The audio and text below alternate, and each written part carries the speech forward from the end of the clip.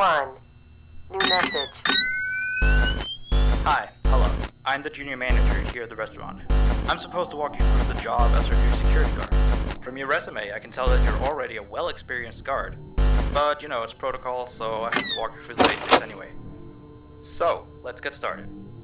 We have security cameras all around the restaurant, and if you bring up the camera panel, you'll be able to view the feed from each camera by pressing the camera buttons underneath. Now, our lights are always off during the night, obviously because it'd be a waste of power to leave them on all night. So to actually see something on the cameras, you can activate the camera system's night vision mode.